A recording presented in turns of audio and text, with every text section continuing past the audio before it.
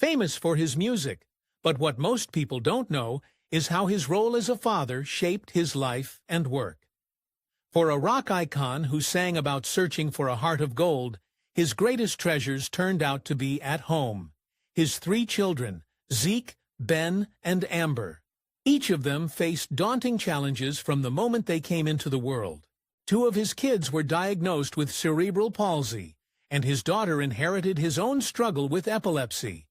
These hardships changed Neil's priorities completely.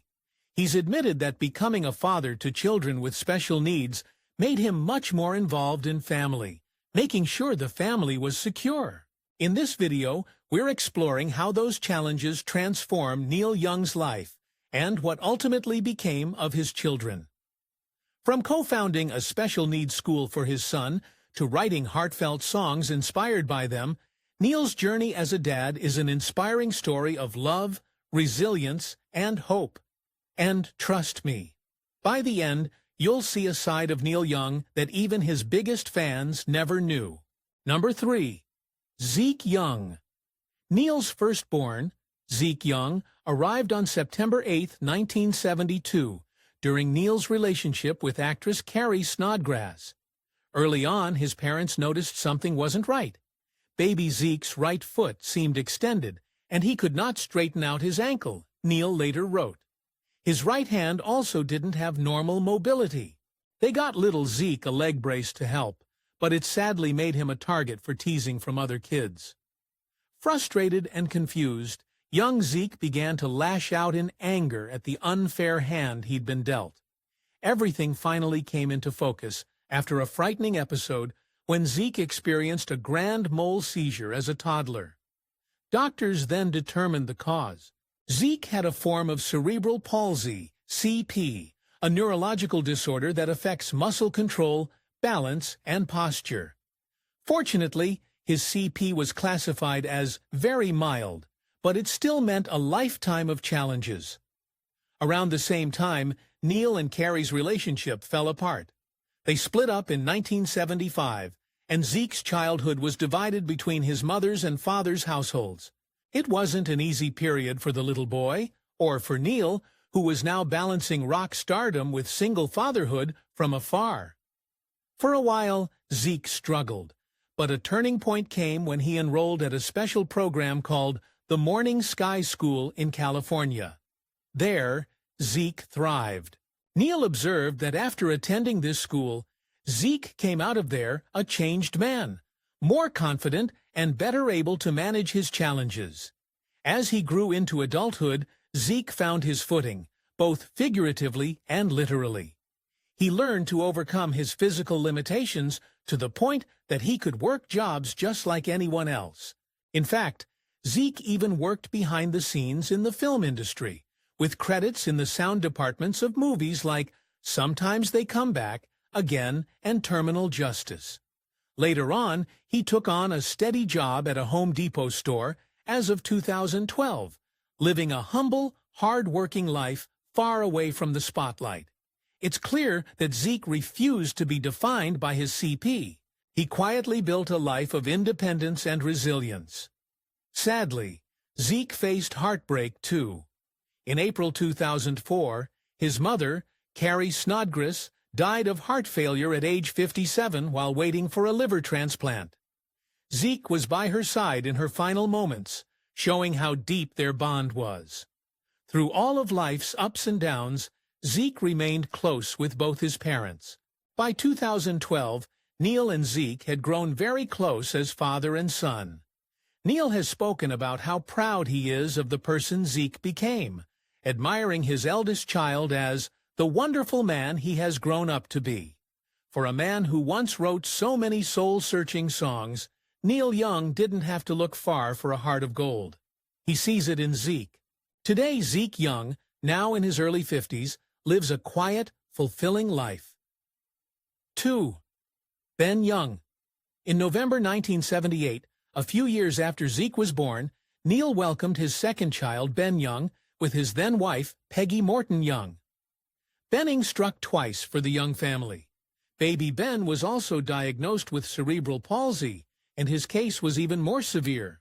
Imagine being a rock star in the prime of your career and discovering your newborn son will never walk or speak in the typical way.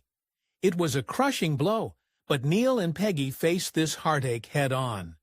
Despite Ben's profound disabilities, Neil emphasized that his son was a wonderful little human being with a bright mind and spirit. His soul is there, Neil said, noting that Ben likely has a unique outlook on the world that most of us will never experience. From day one, caring for Ben was a challenge, but it also sparked extraordinary changes in the young family.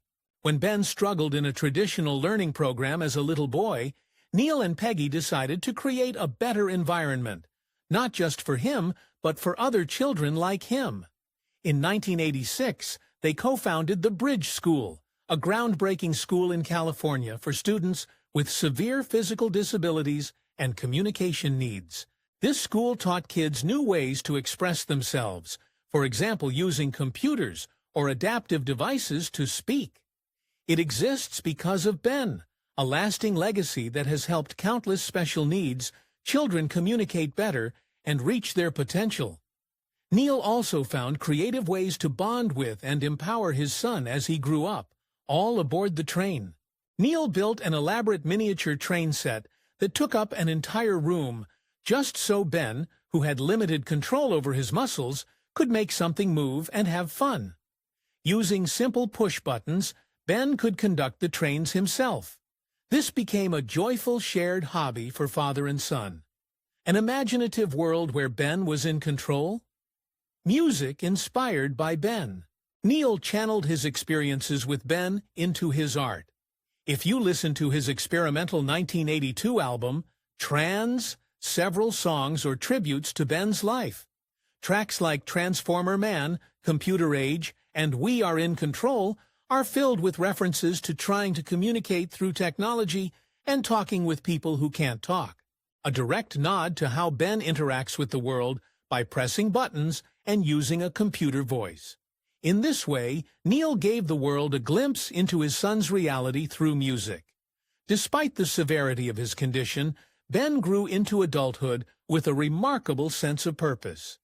He graduated from Half Moon Bay High School in 1998, an achievement that speaks volumes about his determination. Then, in 1999, Ben decided to become a farmer. Yes, you heard that right. He started a small chicken farm on the family's ranch in California. By 2002, the farm was certified organic, and 10 years after that, Ben was personally raising about 250 chickens and selling thousands of organic eggs each year. Think about that for a second. A man who cannot walk unaided and communicates through assistive technology managed to build a thriving organic egg business. Ben refused to let his disability stop him from living a meaningful life. "I have a hand in every part of the business," he told one reporter, acknowledging that physical tasks take longer for him, and that some people mistakenly think he doesn't understand things. "It takes more time to do things, and some people think I don't understand them," he said. But with the help of good friends, he gets through any obstacles. That drive and optimism have defined Ben's life. Ben has also remained a constant companion to his dad. For decades, he traveled on tour with Neil, offering silent support from the sidelines. Neil affectionately calls Ben the group's spiritual leader when they're on the road. "We take him everywhere," Neil said, emphasizing how integral Ben is to their family circle.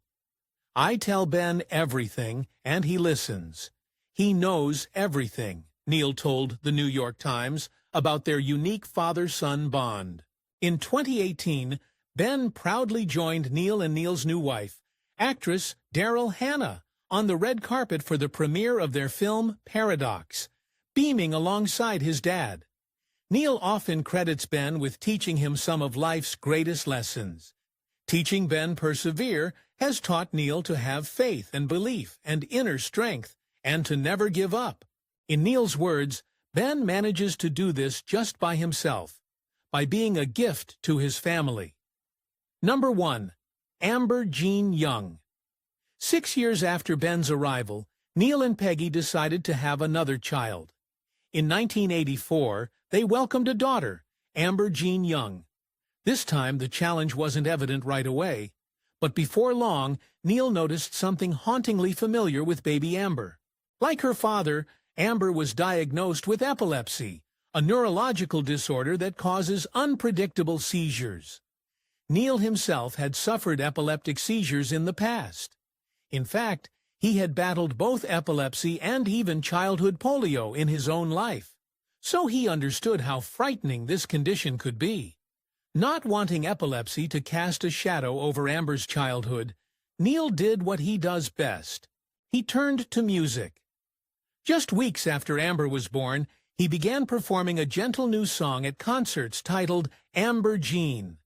In it, he sang to his baby girl, "Amber Jean, oh Amber Jean, prettiest eyes I've ever seen," pouring a father's love into lyrics. He also affectionately described his only daughter as just a little flower, growing like a little flower should, a reflection of how precious and fragile she was to him. Amber grew up surrounded by creativity and support. The young family lived on Neil's rustic Broken Arrow Ranch in California, where Amber's early days were filled with art and nature. From preschool onward, art was her world. I took art classes in preschool, and that started me on a path that I never diverged from. Amber recalled of her childhood. She never lost that artistic spark. After high school in San Francisco, Amber went on to study fine art in college, just at Kenyon College in Ohio, then earning a master's degree in painting at the San Francisco Art Institute. Throughout her journey, her parents encouraged her passion every step of the way. Both Neil and Pidgey even featured Amber's artwork on their album covers and liner notes, proudly showcasing their daughter's talent to the world. "Not a lot of people get the level of encouragement I received," Amber once said, grateful for how strongly her mom and dad believed in her dreams. That confidence carried her into a career as a professional artist. Much of Amber's art is deeply personal, often inspired by family and memories.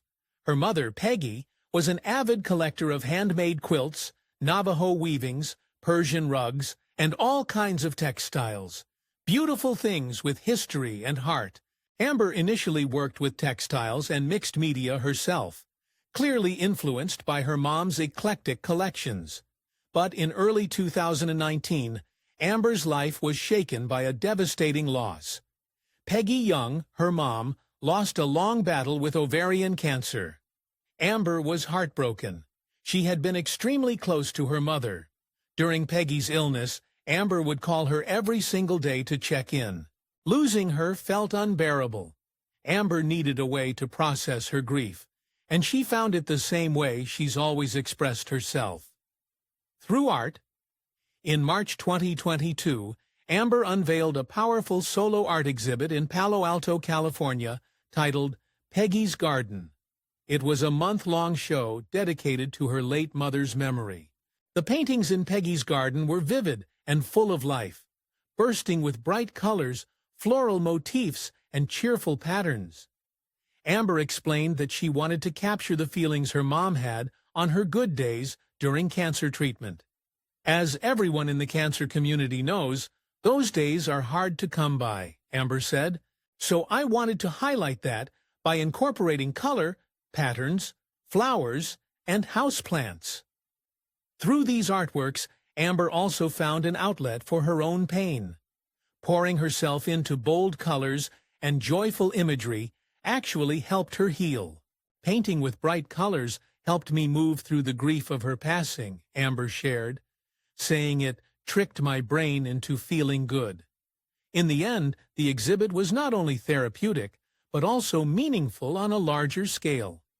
It raised over $14,000 for the Ovarian Cancer Research Alliance, with matching donations from Peggy's siblings boosting the contribution.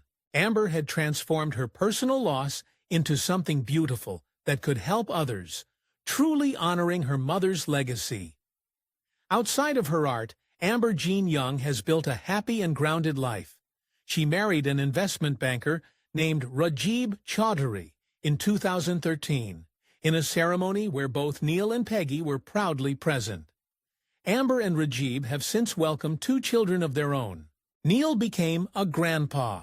In June 2023, the couple celebrated their 10-year wedding anniversary. Amber marked the occasion with a heartfelt note about how the last decade had been chaotic in both wonderful and horrible ways, from joys to challenges, and praising her husband for keeping their family on track and moving forward through it all. Now, in her late 30s, Amber continues to create art, cherish her young family, and carry forward the strength she inherited from her parents.